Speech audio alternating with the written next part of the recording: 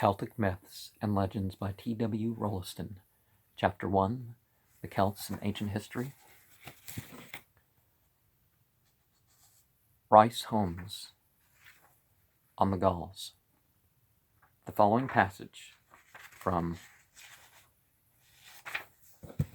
Dr. Rice Holmes' Khazar's Conquest of Gaul may be taken as an admirable summary of the social physiognomy of that part of Celtia a little before the time of the Christian era, and it corresponds closely to all that is known of the native Irish civilization.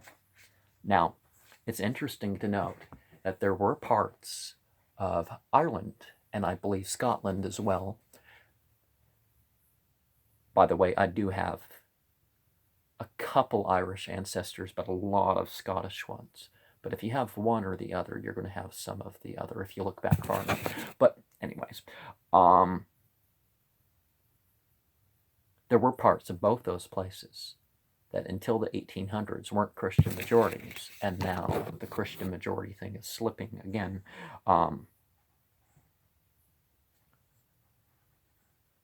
So we could say the Christian era didn't start till that point for those areas, right? That's why I say common era. The Gallic peoples had risen far above the condition of savages, and the Celticans of the interior, many of whom had already fallen under Roman influence, had attained a certain degree of civilization and even of luxury. Their trousers, from which the province took its name of Gallia Bracata, and their many-colored tartan skirts and cloaks excited the astonishment of their conquerors. The chiefs wore rings and bracelets and necklaces of gold, and when these tall, fair-haired warriors rode forth to battle, with their helmets wrought in the shape of some fierce beast's head, and surmounted by nodding plumes, their chain armor, their long bucklers, and their huge clanking swords, they made a splendid show. Walled towns, or large villages, the strongholds of the various tribes, were conspicuous on numerous hills. The plains were dotted by scores of open hamlets. The houses, built of timber and wickerwork, were large and well thatched. The fields in summer were yellow with corn. Roads ran from town to town. Rude bridges spanned the rivers, and barges laden with merchandise floated along them.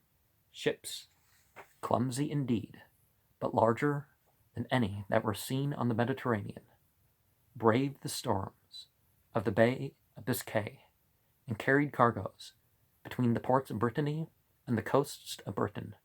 Tolls were exacted on the goods which were transported on the great waterways, and it was from the farming of these dues that the nobles derived a large part of their wealth. Every tribe had its coinage, and the knowledge of writing in Greek and Roman characters was not confined to the priest.